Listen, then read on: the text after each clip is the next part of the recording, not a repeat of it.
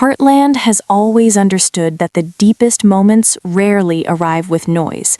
Season 20 begins by leaning into that truth, opening on a ranch that feels familiar yet emotionally heavier, as if every fence post and stable wall remembers what the characters refuse to say out loud. Ty Borden's return is not framed as a twist or a spectacle. It arrives like a held breath, signally released, forcing Amy and the audience to confront years of love, loss, and unfinished emotion that never truly faded. Amy's daily routine unfolds with quiet precision, but there is distance in her eyes that no amount of responsibility can hide. She has learned how to survive, how to raise Lindy, how to keep the ranch moving forward, yet survival is not the same as healing. The show lets us sit inside that tension before Ty ever appears, reminding us that grief does not vanish, it simply adapts. That patience is what gives his return its power, because by the time he steps back into this world, we already understand what it will cost Amy to face him.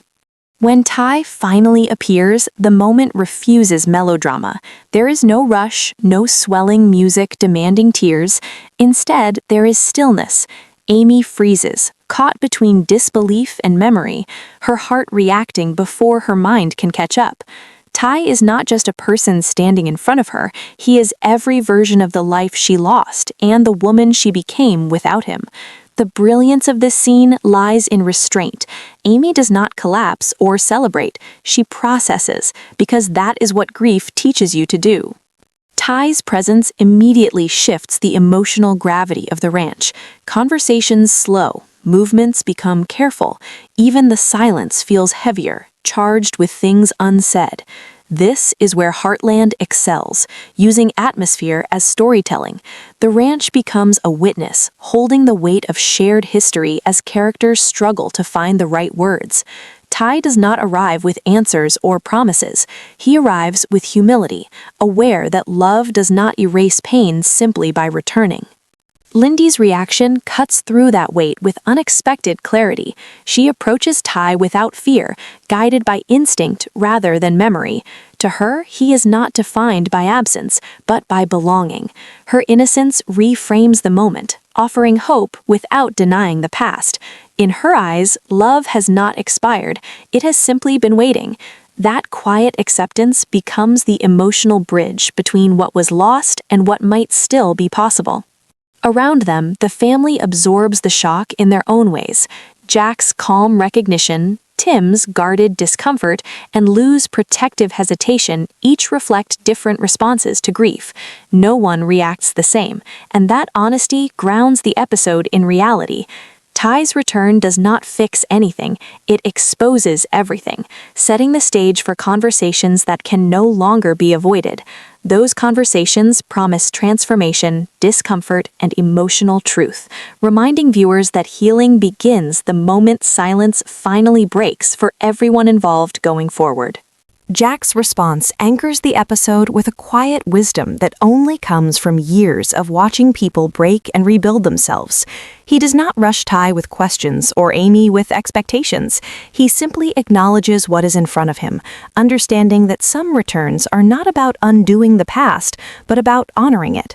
Jack has seen Amy's private grief, the nights she pushed through exhaustion for Lindy, the mornings she forced herself to be steady. That is why his acceptance feels earned. He knows this moment belongs to Amy, and his restraint gives her the space to decide what healing might look like. Tim's reaction tells a different story, one rooted in unresolved emotion. He masks his feelings with sarcasm and distance, but his discomfort speaks volumes. Ty's return forces Tim to confront grief he never allowed himself to process. There is respect there, and guilt, and a sense of unfinished connection that makes him restless.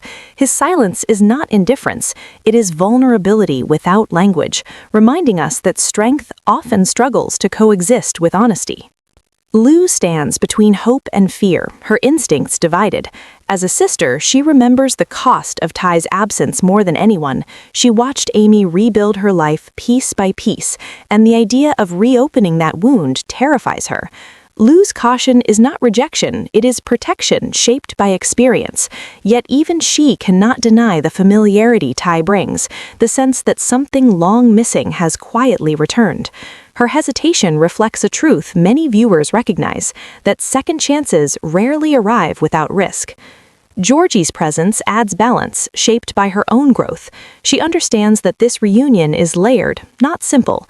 Instead of overwhelming the moment, she offers quiet support, showing that maturity sometimes means knowing when not to speak. Her calm reinforces the episode's central theme, that healing unfolds through patience, not pressure. The private conversation between Tai and Amy becomes the emotional core of the episode, stripped of spectacle and filled with honesty. They do not rush toward reconciliation, they sit with the weight of what was lost. Tai acknowledges the pain his absence caused, without excuses. Amy speaks of survival, of learning how to live with grief instead of waiting for it to end. Their pauses carry as much meaning as their words, revealing love that never disappeared, only changed. There is no promise made, no future defined, and that restraint is what makes the scene powerful. Heartland refuses easy resolution, choosing truth over comfort. Tai's return does not erase years of loss, but it opens a door Amy never thought she would face again. The episode closes not with answers, but with possibility, reminding us why this series endures. Love here is not loud. It is patient, complicated, and resilient. And in that quiet realism, Heartland delivers one of its most emotionally honest beginnings yet.